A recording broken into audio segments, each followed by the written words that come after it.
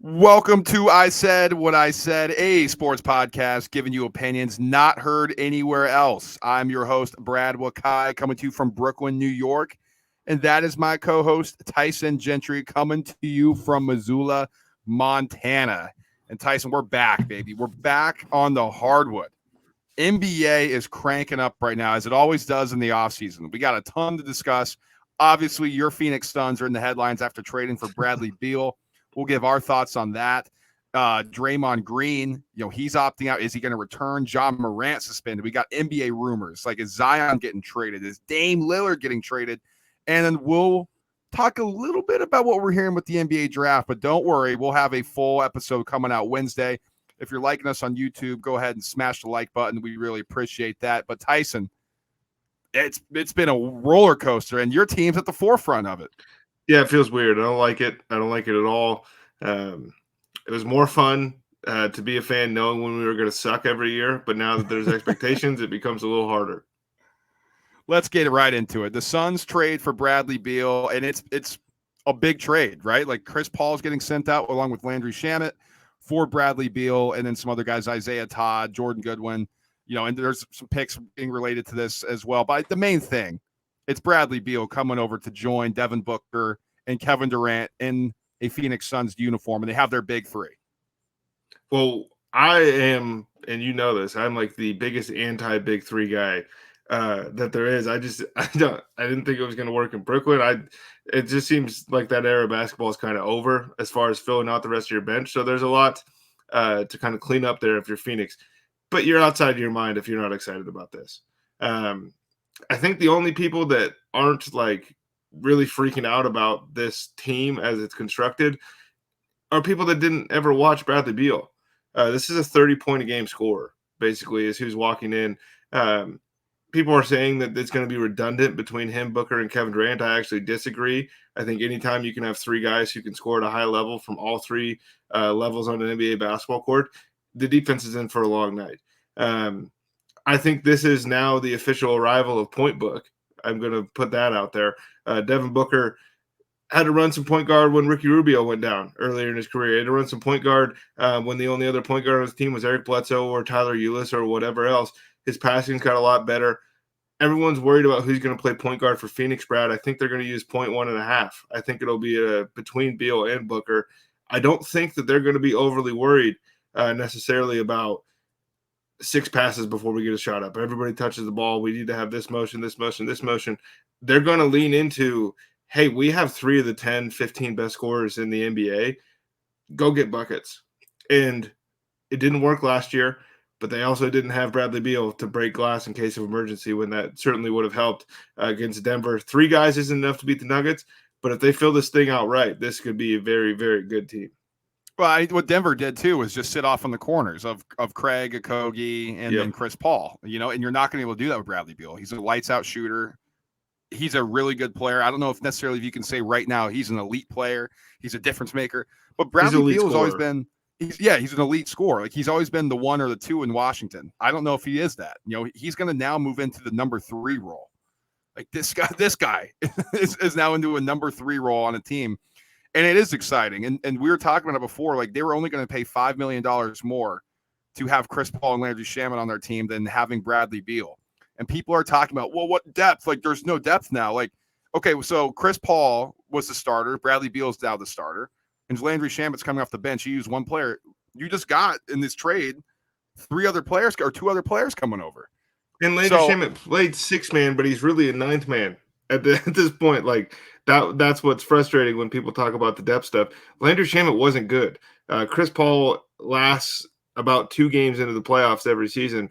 I don't understand the depth part of it. If you want to be mad about this for any reason, I would be mad about the haul that Washington got back, because this is like, if you're in a fantasy basketball league and this trade goes through, your commissioner is vetoing this. But Bradley Beal obviously has the ultimate say-so with that no trade clause. Exactly, and that's where it gets into. And if you want to look at it from a team building perspective, from a front office perspective, I mean, this is why you should never give any player no trade clause. Or it makes no sense, because then you just get screwed on the back end. And listen, I'm pretty pro player. I know you are as well, but at the end of the day, if you're an organization, you got to do what's best for you as well. And this is not the return you should have been getting for what was your cornerstone piece for a long time, especially Tyson, when there were so many other teams who were interested in trading for him a long time ago, yet they held on to it and said, no. We paid him a year ago. Unbelievable. But from a Suns perspective still, because, the Wizards are going to be horrible. Like, their franchise is a joke. But, I mean, Matt Ishbia, the new owner, is making a real effort to be like, hey, I'm coming in and we're being aggressive here. And I think if you're a Suns fan, isn't that what you want from your new ownership? Like, hey, we care enough that we're going to go get star players, that I'm willing to pay money into this new CBA and the second caller, as it's now classified. That's what you want. Like, we don't want the Oakland A's owner. Like, we don't want the Tampa Bay Rays, although they're really good analytically, so they win. But we don't want teams who don't spend money and are lackadaisical or just in it. It's like, oh yeah, whatever, I own the team. Like, if you're a fan, you want your owner to be just as crazy about winning as you. So to criticize Ishbia for going for this, I think is backwards. I think it's lazy, first of all. Like, if you want to talk about the team building aspect, okay, then we can get into how do they move on from DeAndre Ayton. Because that's the only other way you're going to add depth. That's what you should be thinking of. Not, oh, this is stupid because they have no depth, but they could have had Chris Paul and Landry Shamet. Because that's really what you're arguing, which makes zero sense. The upside of having Bradley Beal on your team is much higher than the upside of having Landry Shamet and freaking Chris Paul. And we love Chris Paul in this podcast. I mean, what you just described basically with the ownership thing was you don't want Robert Sarver. And that's what Suns fans have had to sit through. So this is a huge swing from one way to the other. Very similar jump in sports, but to what the New York Mets are kind of undergoing as well, where they go from penny pinchers to a guy that just opens the checkbook. And baseball is different because you can literally sign whoever you want for how much you want. Basketball doesn't work that way. Who gives a shit? At the end of the day, they have three of the best players in the world. They have the best big three, so to speak, in the NBA. And that's going to be fun. And so if this team doesn't win a title, it'll be a massive disappointment, and I'll be here for everybody to shit on me if it doesn't happen. But Bradley Beal is the piece to win you a championship, and Chris Paul and Landry Shamet weren't going to put you over the edge there. And now you're on cleanup duty. James Jones has been weirdly patted on the back a handful of times throughout his career for really doing nothing. Going and getting Chris Paul obviously was a pretty big coup when that happened, and that was pretty under wraps. Nobody thought that was coming. And but Cam Johnson, right? He takes him super early in the draft. Everyone craps on it, and then it turns out Cam Johnson's a good player. So then we decide as a group, as a collective, James Jones knows what he's doing. Monty Williams had too long of a leash. There's a handful of players, and Landry Shamet included, that were just allowed to stick around for a little bit too long. So I'm not overly optimistic that they are going to turn DeAndre Ayton into Miles Turner and another player or something like that, because let's be honest, DeAndre Ayton's trade value is about as low right now as it's been since really his entire NBA career. Maybe after year two would be the only other time that it'd be this low, but this is kind of what the offseason's about. And this is, if I had $1 billion and I could do billions of dollars and do what he's doing in Matt Ishbia, it's just playing 2K, man. And sometimes it doesn't work out, but it's going to be fun. And the NBA needs fun. Other big news here, Tyson. Draymond Green opts out of his player contract with the Warriors, which I think was surprising. $27.5 million player option he could have opted into. And now there's rumors, there's buzz. Like, is he going to the Lakers? He's represented by Clutch Sports and Rich Paul. Like, is he going to be a Laker? Are the Heat going to go after him? All the things that I've read are that the Warriors are very, very much interested in bringing back Draymond Green. All I've heard is that Draymond Green is optimistic that he will come back to the Warriors. But at the end of the day, money does talk. Can you get paid $30 million per year by somebody out there? I don't think the Lakers have that type of money to do that. So I think if that's what you're thinking, I don't see it happening, and I don't see how it improves the Lakers. Like, what do we know? They need shooting. Draymond Green is not a shooter. I think if anybody's going to do it, the Heat would actually be someone that you should keep an eye on, although it kind of shrinks the floor there with Bam and Jimmy as well. So I don't know. I just, for me, the perfect spot for him is back in Golden State. Like, why he opted out of this, maybe he wants a longer term deal. thinks that he can get it now after playing, I think, pretty well in the playoffs for a Draymond Green standard. So I don't know. I was surprised when I did see that, though, because normally with this amount of money and just one option, a player option being the case, you just go in, take your money. If somebody's going to trade you, you work on it. But this was shocking to me. Well, he said he wants a 3-year deal. And so that's where this comes from. My kind of question here is like, because the only way this makes sense is if he gets more in those 3 years than he would have got in this next year, plus his 2-year deal that he would have signed somewhere after this. Puts you in the neighborhood somewhere of around $40 million, $45 million. And if you bring back Draymond Green 3 years, $15 million a year, it's a bad investment. I thought he was going to take the money and run. It's not what he wants to do. And, maybe he just wants to Udonis Haslem it the last year of his career while he works on his podcast game. That's not necessarily the worst thing in the world, but I don't think a lot of guys are going to be lining up to sign Draymond Green. I think the headache has kind of finally overtaken the player. That's interesting. And that's something, right? You got to keep an eye on that, because if you're not comfortable with kind of how Draymond goes about his business, how he plays the game, how he does his thing. He puts everything on social media.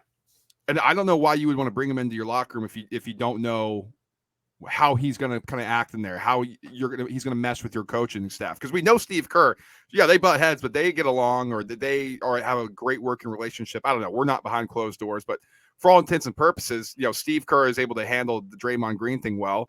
And it's easy when you have Steph Curry and Klay Thompson.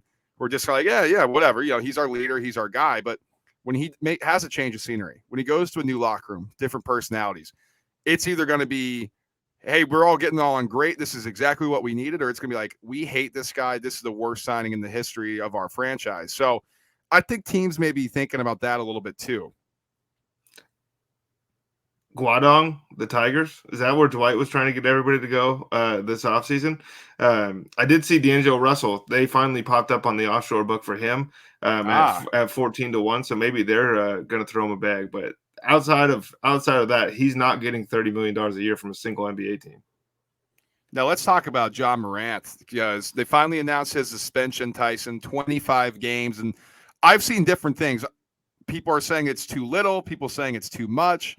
Me personally, I think this is the right amount. I think anything more than that would have been excessive. I mean, listen, you got to punish him for being an idiot. Like, that's basically what this is. Like, conduct detrimental is basically what it is. Like, did he commit any crimes? No. Like, that's the first thing. Like, he committed the crime of being an idiot and lying to the commissioner about it. Like, that's what his crime was. But under the suspension of the new CBA, he's not going to be eligible for awards. He's not going to play enough games. He's not going to be eligible for All-NBA. He's not going to be eligible for the All-Star game. That's a big deal now. And I think people are just saying, oh, he's only suspended 25 games. It's not enough. No, this impacts your livelihood a lot when you're not eligible for these All-NBAs, when you're not eligible for these awards. Like, this is a big suspension. It's also like the way that Adam Silver talked about this, we were kind of almost led to believe that this was going to be huge, like an 82-game kind of thing where he's kicked out of the league for a year.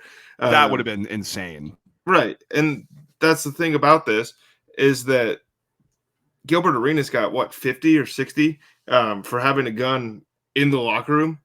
And so, like, there's no real precedent here, but, like, if that's what they're going off of, then 25 for having one on an Instagram live video or in a strip club or things like that where he's been kind of photographed with them. It's not really the NBA's business. Like, it puts a bad face on them when he's out here doing dumb shit, and so they have to clean that up. But it's not like he broke, like you said, he didn't commit any like felonies that the NBA now has to go clean up and take care of. They just now have a 25-year-old superstar who everyone knows is dumb. And that's, hey man, we're going to take 25 games. In actuality, it's about $40 million that you're going to miss out on from not being able to hit these marks, because he's probably going to be an All-NBA level player. He's probably going to be an All-Star level player. He was probably going to be a Supermax eligible guy, so that he loses out on some of those things. But at the end of the day, man, like, what did you expect? They're not his parents. It's a different thing than your workplace. Exactly. And Gilbert Arenas did get suspended 50 games. It originally started out as an indefinite, and then it got eventually resolved at 50 games. But I think you said it great there. The NBA is not his parents. Adam Silver is not like, oh man, we need to, punish. Like this is a business. Like this is a league. This is a privilege to play for the National Basketball Association. And it doesn't matter how good of a talent John Morant is. If you do stupid stuff, if you make the NBA look foolish, and if you lie to the commissioner, it doesn't matter who you are. Like you're going to be sat down. And I saw today, I don't know if you saw this, his camp, John Morant, says they think they're being unfairly targeted by the NBA and media, which is so ridiculous. Like, dude, he's 23, first of all. Like, it's time to grow up. Like, come on, man. Like, this is you being stupid. Nobody's putting the gun in your hand. Nobody's telling you that they're going to record you and this is going to be smart. This is you being an idiot. There's like 150 people in that live stream. Like, you're flexing for who? Right. Like, it doesn't matter.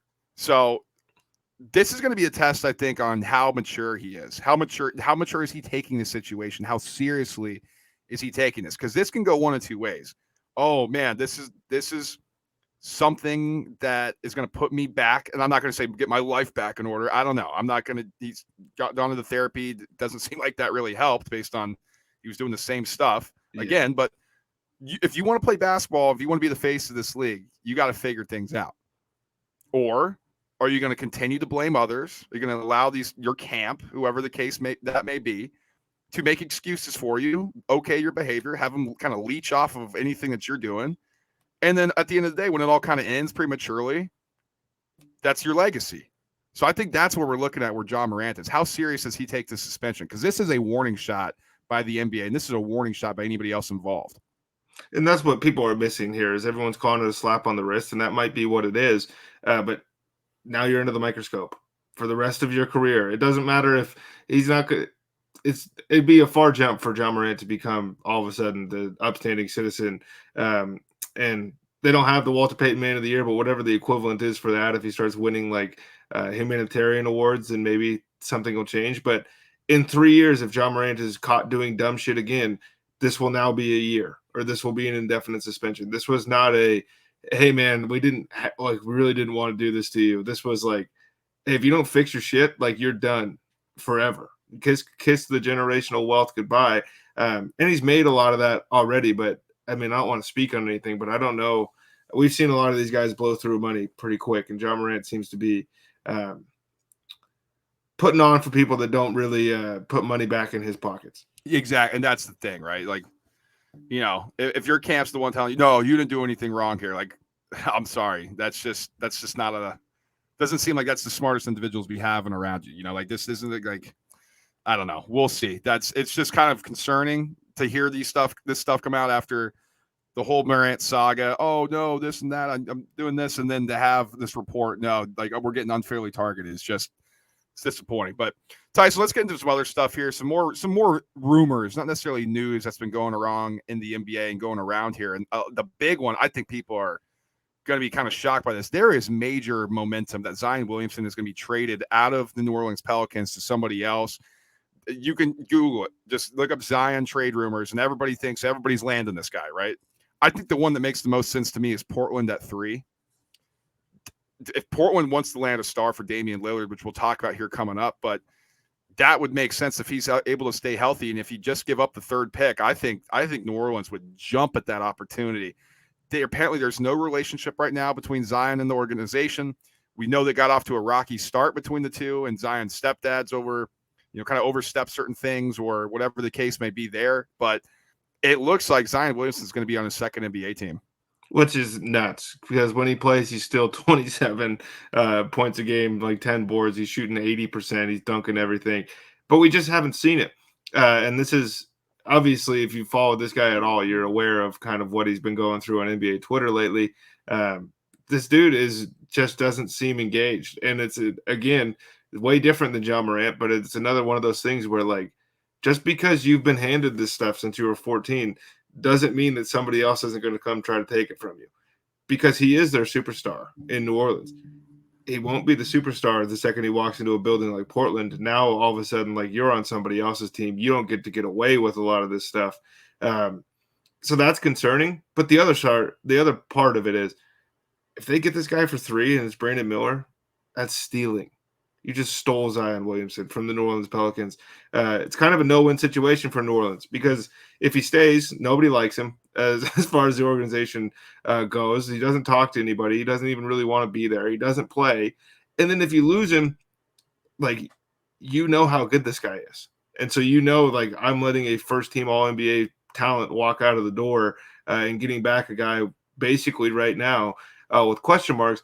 But it's draft season, Brad, and it is impossible to see red flags with rose-colored glasses. And I think a lot of these guys are looking at some of these prospects thinking, like, this is a very good class.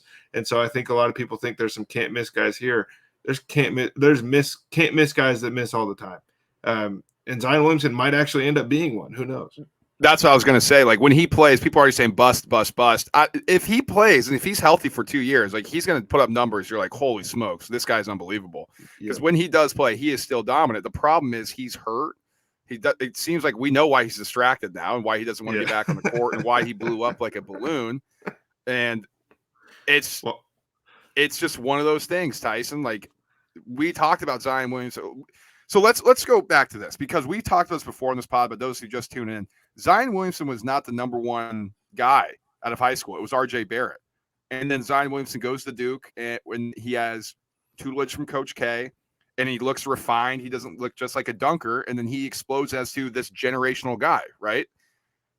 I think if we peel the curtain back a little bit, maybe we were too premature on that with Zion Williamson. Maybe we weren't exactly, maybe we jumped the gun a little bit too much because he was so exciting and his highlights were sick and, he played in that Duke system so well that maybe we've just elevated him to a point where he was supposed to be this, but he really was never going to actually hit that ceiling. Like, what do you think about that? I don't know, man. When I watch this guy play, like the 40 times that he's actually been on NBA court, he sure looks generational to me. Like he sure looks like everything that we were promised. That's the frustrating part with him, I think, is because everybody just watching him play basketball, like, you can tell this guy is just in a different world than everybody else that was from his class or his age or whatever it may be. But we just don't get to see it. And it's kind of getting to the point where it feels a little bit like Zion Williamson doesn't really care to show us. Like, he doesn't. We do this with players where, like, I think we do it with Anthony Davis, especially. It's okay to not love basketball. It's okay that, like, these guys just don't really want to be here. We put this pressure on them to be great and to do all these things. And he gets to the NBA, he gets a bunch of money. He starts wiring $100,000 a month to his side chick or whatever that's been blowing up right now. So maybe he needs to play to get more money. But besides that, like, the dude doesn't seem like he cares about averaging 27 and 10. Like, I can do that, but that doesn't mean that I have to miss Comic-Con this weekend or whatever else that he's into. Because, dude, he's 20 years old. He's a major nerd. Like, we know why he was falling asleep on the bench. I think that's something we learned about him. But he's a good basketball player. I just think that he's a great basketball player. I just think that maybe he doesn't care to be a great basketball player. I think if it's not going to work out in New Orleans, which it doesn't seem like it will, why not get a guy who's hungry? If it's Brandon Miller at 3, that makes so much sense to me. I mean, you got two guards, or you got a wing. You got two wings in Brandon Ingram and Brandon Miller, and then you got your guard in CJ McCollum. If you can get up there and go take Scoot Henderson, that to me would be great for this team. So I think they're going to have options, whether it's Charlotte or Portland, if they're able to even flip them for that. We'll see, though. This could, again, just be like, oh, yeah, Zion's done. But a lot of people are saying by the time Thursday hits the NBA draft, he's going to be out of New Orleans. He's going to be on a different team. So that's something to keep an eye on. And we only focus on Portland there, but, I mean, you could talk yourself into a sign and trade with, like, James Harden. You could talk yourself into a sign and trade with a handful of other guys on the market. Or there are some teams that, like, maybe Houston is just sick of, like, dealing with the guys that they have in the building. And so we can throw Jabari Smith and however many picks you want. We want Zion Williamson, guys like that. It just seems it would suck for this dude to go play for Houston or go play for Washington or something like that. Now, another guy, so we're assuming that maybe Zion would team up with Damian Lillard. I mean, so Damian Lillard tells Shams Charania, hey, no, I want to stay in Portland like he always does. But there is some smoke that the Heat are going to put together a massive trade package to try to land Damian Lillard and go get their third star. The funny thing to me is, Tyson, they don't want to trade Tyler Hero, and their package is Caleb Martin, Victor Oladipo, who's hurt again, and Nikola Jovic. Not Jokic, Nikola Jovic. If that lands Damian Lillard, like, I'm calling the FBI. Chris Paul trying to beat me up. I don't know what's going to happen with Dame. I think we do this every year. This is certainly the most real that it's felt to me, as far as him wanting to get out or go somewhere new. And I don't even think get out is the right term. I think, to be honest with you, that there's a level of loyalty that Damian Lillard seems to possess that isn't shared by professional sports organizations, whether that's the Portland Trailblazers or the New York Yankees or whoever else you want to name. At a certain point, they have to look around and be like, when this dude plays, he's good enough to get us to the play-in. We don't want to be in the play-in right now. I want Shaedon Sharpe to get better. I want Anthony Simons to get better, and eventually like find our way into being a powerhouse of a team in the Western Conference. And it's really hard to get those guys the shots when Damian Lillard has the green light to pull from 40 feet. And he's always going to have that green light when he's on the court because he is Portland. You can't take that away from him. So maybe it's a mutual thing this time. That's the only thing that I can think of. I don't think Miami has the horses to get it done without including, first of all, Tyler Hero has to go for contract reasons, kind of matching salaries there. But I just look, man, we've done this for 3-4 years, and every single time we've said the coolest place for Damian Lillard to end up would be Philadelphia. And so if they're not at least involved in some sort of talks, I'll be disappointed. Yeah, we'll see. I mean, I don't even know if Philly. I mean, they'd have to give up Maxey. They don't want to give up Maxey. You know what I mean? That's the thing. Yeah, that's the problem. I think what Philly's looking to do is land Fred VanVleet. Like that's what they're trying to do, which I think makes more sense to me. And I love Dame, but you can get Fred VanVleet. That makes sense. Yeah, until the Eastern Conference Finals come back around, I think, and then maybe you're like, damn it, if we just had a little bit more scoring. Yeah, well, maybe the guy that won MVP, you know, maybe he could score every once in a while. That'd be good. That'd be good. He scores 1 for 82, no problem. It's just when the lights get a little brighter. We'll see about the Dame trade market. I personally think he's going to stay. I don't think he's on the move from Portland. Listen, is it a mutual thing? Do they think about things like that? I personally think they are more than happy to have Damian Lillard just be in there and fill up the stadium and just have like, whoa, man, if we just get one more guy around them, guys, like, yes, we're there. I think that's how they look at this thing. And if that could be unfair, you know, I don't know. We're not in the building. That's how I see it from the outside, but I don't think he's going anywhere. If the Heat are able to land him, I think they're going to need a huge package to get it done. I just don't know what else makes sense. Like, why would Houston has a great bunch of assets they can give up. Why would Houston go do that right now? Like, why would the Kings do anything? They have a ton. You just kind of go like, who has something that's why would they do that to Dame? Why would the Trailblazers send Damian Lillard to the Sacramento Kings? Because they're a good team and they're up and coming. There is a 0% chance that Damian Lillard wants to ride out the tail end of his career in Sacramento. And so that's, I think, where we're at. We'll see. We're going to have a lot more, and I think we're going to know more as we get closer to the NBA draft, obviously, because that's where a lot of this stems from. And before we get into some of the draft rumors, I mean, there's a rumor now Chris Paul going to have a little Clippers reunion. You know, Wizards are looking and speaking with the Clippers, seeing if they can get him over there. What do you think about that? Do you think that'd be good for the Clips? It depends on the role that Chris Paul is willing to take. It would be tough because, I mean, the juxtaposition between the way that he likes to run an offense versus the way some of their other guards want to run the offense, and especially the way that Paul George seems to want to play sometimes. Because at this point in his career, Chris Paul wants to spend 22 seconds of that shot clock figuring out, probing, getting to the best possible shot, whether that's an elbow jumper for him or setting up lobs or whatever else.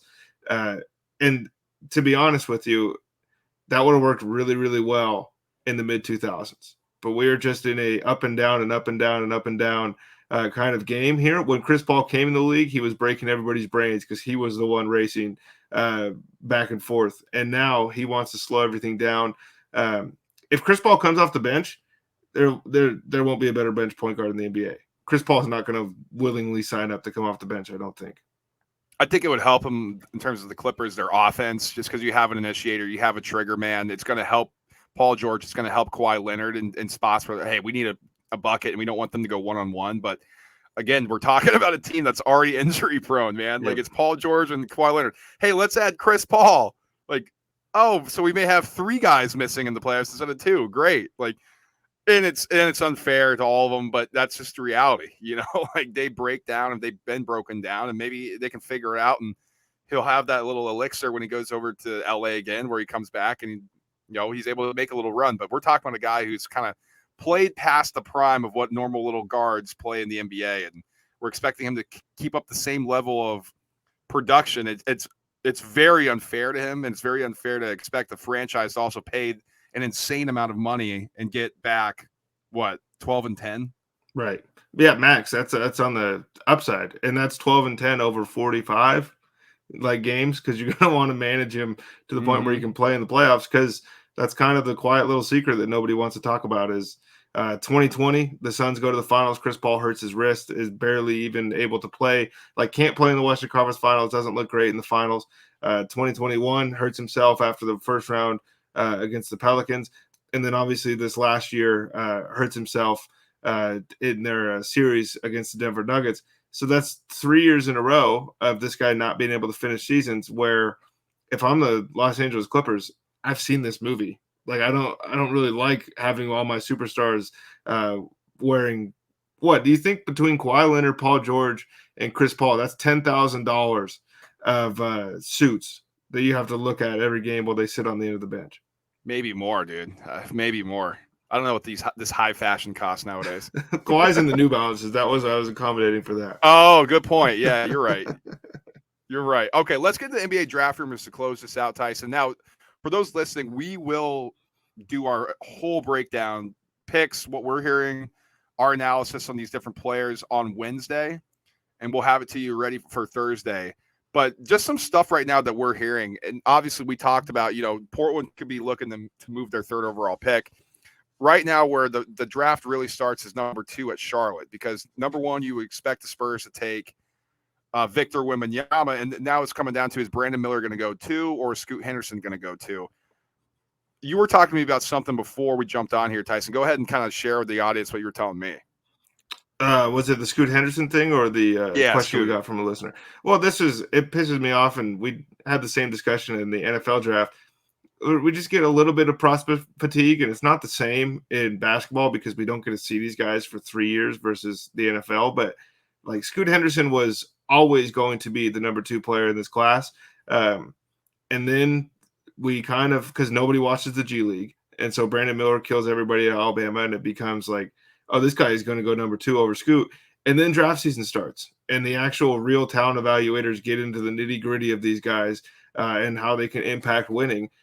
And he finds his way right back to that number 2 spot because he is a supercharged, he is a young Russell Westbrook, but bigger. And maybe a little bit more consistent jump shot at this point. Who knows as far as development goes, but it's that guy versus like dollar store Brandon Ingram at this point. And the decision's fairly clear for me, and I'm not making a call one way or the other on the way the careers go, but right now, Scoot Henderson is on a different planet. And I think, honestly, he's going to be a better pro immediately than Victor Wembanyama, and I think that's something to consider. Yeah, I like Scoot. Yeah, I'm going through my stuff here. I think Scoot is going to be my number 2 overall on the big board. Brandon Miller is clearly it's for me. It's easily 1, 2, 3. Yeah, Wembanyama, Scoot Henderson, Brandon Miller. Other things I'm reading, Tyson, Derek Lively from Duke is generating a lot of top 10 buzz. I mean, he's huge. Like he's 7 feet, great shot blocker, elite athlete, and he actually can shoot the ball a little bit. So I know people are concerned. He wasn't able to really show that at Duke too much, but in high school, he actually has a really good shooting stroke. So that's something to keep an eye on. I'm hearing too now, or what I'm reading, Cam Whitmore is like locked in to be the number 4 pick. And it makes sense for the Houston Rockets a little bit, but I think if you want to talk about team building or anything, Amen Thompson probably should be the pick there, but I think they're going to be absolutely fascinated by Cam Whitmore. Well, he is going to be the Benedict Mathurin of this class, or the Keegan Murray of this class, because like this is, you have Pandora's box and you're not totally sure what's in it, but like you can see through the keyhole and you're pretty fucking excited about who this kid could turn into. And what, like, he was impacting winning in a way that freshmen like don't on a team that wasn't very good. And so that to me is super impressive. And I just it's an intangible thing, and sometimes it's razor thin at the NBA level. But they're better than any other league in the world at projecting out how good these guys are going to become. All right, we'll have a ton more. Let's give this. We had somebody ask us. I guess this kind of goes in the NBA draft stuff. So we got a question from a viewer, Tyson. Why don't you share what that is, and we'll talk that to close. Yes, this was from our friend Coleboy2. So he's a Thunder fan, and he has been kicking around the idea in his head, I guess. But the question is, realistically, what is too much for Oklahoma City to give up to get Victor Wembanyama, and what is the amount that the Spurs even start listening? Because if you don't know, the Thunder can basically send 10 firsts and 10 seconds over the next decade, plus Chet Holmgren for Victor Wembanyama. Presti won't do that, obviously, but at what point, if they just keep throwing stuff, does San Antonio ever pick up the phone? I mean, listen, over the next decade, you're getting like insane picks. Like, Right. I think you have to at least consider it. Like, and it's not a hyperbole. Like, it's literally over the next decade. Like, and you can't send back-to-back first-round picks, right? Is that that are your own, but you can send other teams, and the Thunder have plenty of those. So, I think, especially when we get into the unprotected picks, the top three, whatever the case may be, anything protected. The Spurs are so good at generating talent anyway, or scouting talent, that I think if they look at it and say, oh my God, if we're going to get all these picks that the Thunder have accumulated, and we get kind of somebody with a similar style and Chet Holmgren to what Wembanyama is, we don't even know if Victor Wembanyama is going to be like the generational talent. Like, we all just assume it, right? And how many of these Euro guys have come over here? How many of these American guys have been coming up, and we all said, oh, this guy's great. This guy could be a bust in Wembanyama. We don't know. Chet Holmgren could be bad too. We have no clue. But if you're going to give the Spurs a decade worth of picks, I think they really will consider that. Yeah, absolutely. I think my number is, I'm sitting at 4 first-round picks, a couple seconds, and Chet Holmgren. I think that the Spurs would be wise to take that deal, but I think anything less than that, and they're probably not super interested, and anything more than that, I think the Thunder aren't interested at that point. It's purely hypothetical, but it would be fantastic if they did trade 10 firsts and Chet Holmgren. Chet smashes and Wemby gets broken in half like right away. That'd be an all-time NBA. That'd just be a classic kind of top-of-the-line big man guy goes number 1 overall story. It'd also be classic Chet or classic Spurs, right? Like, oh, yeah. we have the guy, we flip it. Our guy's actually better, and we have all these picks. Like, oh. They would all end up 1-1 too, is the thing. All right. In the meantime, Tyson, we're going to have a ton of NBA draft coverage coming out Wednesday. Where can they find our stuff? It's on the Chalkboard app. It's in the App Store, Google Play, wherever you download your apps. ISWIS presents the Roundtable Bets. Brad, myself, a handful of other people in there just talking shit and talking shop, man. Just talking ball, basically, because we're in the dog days of summer. So this is when you kind of have to start grinding to find your positive EV when it comes to season-long plays. Brad just smashed golf this week, and we actually were just a hair away from hitting our first giant parlay, which would have been pretty fun. But alas, we'll get another one and keep it rolling. But whatever you can think of, we're playing, and it's in that app. And you're more than welcome to throw down your bets too. I think that's most of kind of the reason that we want to do this, is to see any leans other people have, because we're not perfect. And so I'm not staunch on any position hardly at all. So if you can talk me out of something, I'm more than happy to listen. Absolutely. Absolutely. And in the meantime, go ahead, like, subscribe, and share the show. If you're watching on YouTube, hit that like button. It helps us out, helps engagement. It really drives us into that little algorithm. And then if you're listening to us podcast form, whether it's Apple, Spotify, wherever you are listening to us, go ahead and like it. Obviously save, subscribe, and then go ahead and rate and review. Like that helps us out a ton, help become more discoverable. And if you have a question, like our guy, question from a listener, we'll answer it on air. If you're ever curious about something, you just got to contact us at our social media pages, ISWIS_pod for all, Twitter, Instagram, TikTok. It doesn't matter. You contact us, we'll answer you. We got NBA draft coming. We're excited for it. I think we're going to have a crazy build up to it too. So we will have that coming out to you guys Wednesday. Until then, Peace.